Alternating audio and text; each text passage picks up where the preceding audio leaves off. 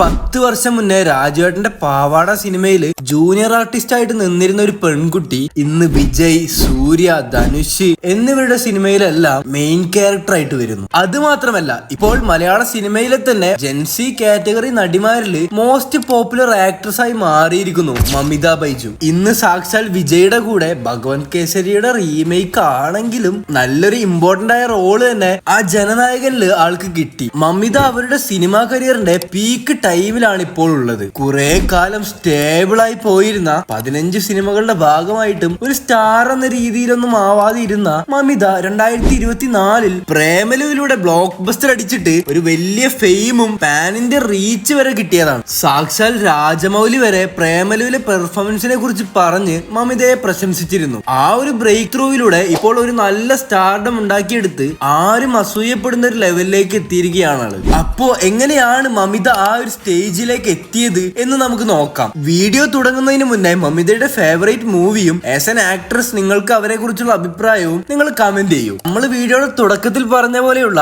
Junior artist ആയിട്ട് നിന്നിരുന്ന സമയമൊക്കെ പെട്ടെന്ന് തന്നെ മാറി.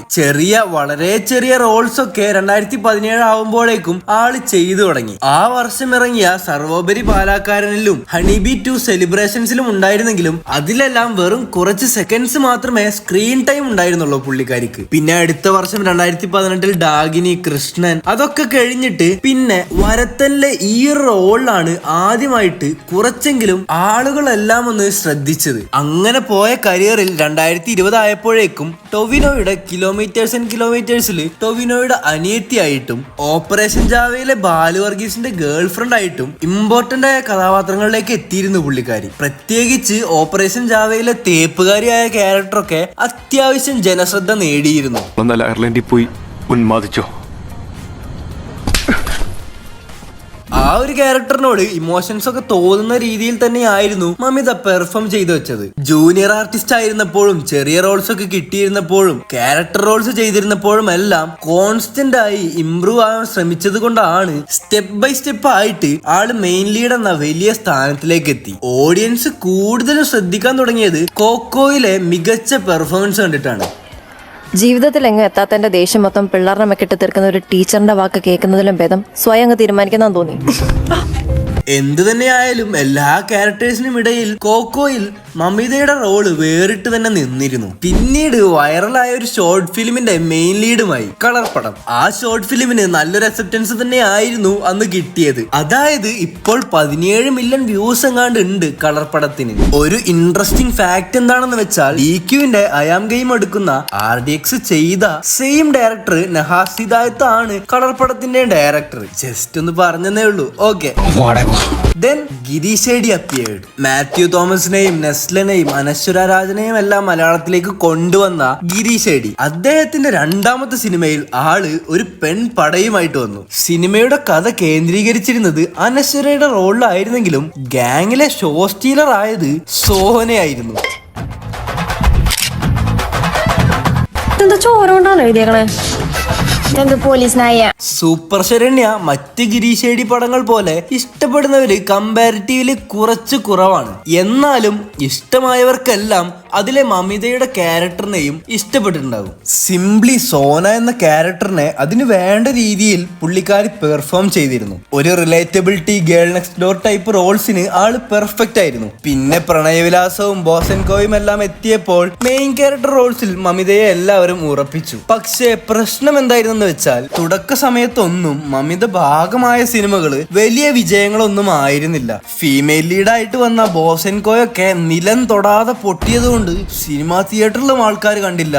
ഓൾസോ OTTക്ക് പോലും വേണ്ടാത്തതുകൊണ്ട് വെറുതെ സമയം കളയാൻ വേണ്ടി പോലും നമുക്കൊന്നും ആ സിനിമ കാണാൻ സാധിച്ചില്ല. What ever. അങ്ങനെ പതുക്കെ അടിപൊളിയായി വന്നിരുന്ന കരിയറിൽ അപ്പോഴാണ് എഗെയിൻ ഗിരീഷ് ഷേഡി മമിതക്ക് തന്റെ അടുത്ത സിനിമയില് ഫീമെയിൽ ലീഡ് കൊടുത്തുകൊണ്ട് ആ കരിയർ ഗ്രാഫ് അടിച്ചങ്ങ് മേലേക്ക് എത്തിച്ചത്. പ്രേമലുവിലെ റീനു ആ സമയത്ത് പാനിന്റെ റീച്ച് ആയിരുന്നു. മറ്റുള്ള സ്റ്റേറ്റ്സിൽ നിന്നെല്ലാം ഫാൻസ് പേജ് വരെ പ്രേമലുവിലൂടെ മമിതക്ക് കിട്ടി. അനശ്വര ആൻഡ് മമിത രണ്ടുപേരും ഗിരീശേടിയിലൂടെ വന്ന് ഒരു നല്ല സ്റ്റാർഡം ഉണ്ടാക്കിയെടുത്തവരായതുകൊണ്ട് പൊതുവെ ആൾക്കാരൊക്കെ രണ്ടുപേരെയും കമ്പയർ ചെയ്യാറുണ്ട് ഹൂ ഈസ് ബെറ്റർ എന്ന്. ഓരോ സിനിമ കഴിയും തോറും രണ്ടുപേരും പെർഫോമൻസ് വൈസ് ബെറ്റർ ആക്കിക്കൊണ്ടിരിക്കുകയാണ്. അതുകൊണ്ട് തന്നെ ആ ഡിബേറ്റിന് പ്രോപ്പർ ആയിട്ടുള്ള ഒരു ഉത്തരം ഇപ്പോഴില്ല. എങ്കിലും ആസ് ഓഫ് നൗ സീരിയസ് റോളുകളിൽ അനശ്വരയാണ് ബെറ്റർ. അതുപോലെ തന്നെ റോംകോം റോൾസിൽ മമിതയും. രണ്ടുപേരും അവരവരുടെ സോണിൽ ഗുഡാണ്.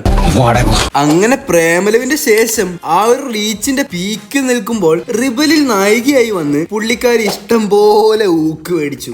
കയറാൻ പോയൊരു മായാണ്ടിക്ക് എന്തോന്ന് കരിവണ്ണൂരുള്ളൊരു ഉണ്ടവടയും കൊണ്ട് തെണ്ടി നടന്നു. പ്രേമലു കണ്ട് മമിതയോട് ക്രഷ് അടിച്ചവർക്കെല്ലാം റിബല് കണ്ടാൽ അതങ്ങ് മാറിക്കിട്ടും എന്നാണ് പലരും പറഞ്ഞിരുന്നത്. ഉള്ളോത്തി പെണ്ണിന്റെ വായ തുറന്നപ്പം ഭരണിപ്പാട്ട് പടം പൊട്ടി. പക്ഷേ അതിനുശേഷം നമ്മൾ കണ്ടത് താനോസ് കയ്യിൽ ഇൻഫിനിറ്റി സ്റ്റോൺസ് കളക്ട് ചെയ്യുന്ന പോലെ മമിത തമിഴിൽ പോയി സൂപ്പർ സ്റ്റാർസിന്റെ എല്ലാം നായികയാവുന്നതാണ്. അതായത് പ്രേമലു കേരളത്തിൽ സക്സസ് ആയ പോലെ തന്നെ തമിഴിലും തെലുങ്കിലും നല്ലൊരു കളക്ഷൻ നേടിയെടുത്തു. സ്വാഭാവികമായിട്ടും അവിടുത്തെ ഓഡിയൻസിനൊക്കെ മമിതയെ ക്രഷ് അടിച്ചു. ഈ ഓഡിയൻസിനെ ചാക്കിലാക്കാൻ അവിടുത്തെ മേക്കേഴ്സ് പിന്നെ പണ്ടേ അടിപൊളിയാണല്ലോ. അങ്ങനെ മമിതയെ മലയാളത്തിൽ നിന്നും നൈസായിട്ട് തമിഴിലേക്ക് കൊണ്ടുപോയി, which is good for her career.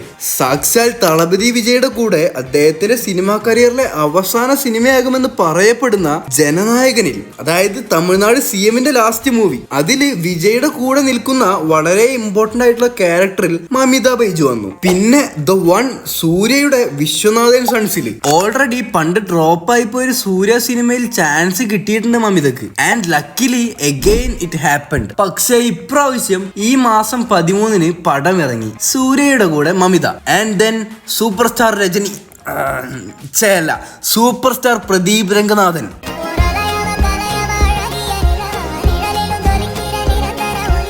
Social മീഡിയയിൽ വൈറലായ ഡ്യൂഡിലെ ക്യാരക്ടർ, അതിലൂടെയും മമിതയുടെ ഫെയിം നന്നായിട്ട് കൂടിയിട്ടുണ്ട്. പിന്നെ 2026-ൽ തന്നെ കരയിലൂടെ ധനുഷിന്റെ നായികയായിട്ടും ആളെത്തി. ഇനിയിപ്പോ രാക്ഷസനിലൊക്കെ നായകനായ വിഷ്ണു വിശാലിന്റെ കൂടെ ഈ രണ്ട് കാതൽ എന്ന റോംകോമിലും പുള്ളിക്കാരി വരുന്നുണ്ട്. അങ്ങനെ വിജയ്, സൂര്യ, PR, ധനുഷ്, വിഷ്ണു വിശാല്, ഇനി തലാജിത്ത് കൂടി ആയാൽ ചിക്കൻ സ്നാപ്പ്.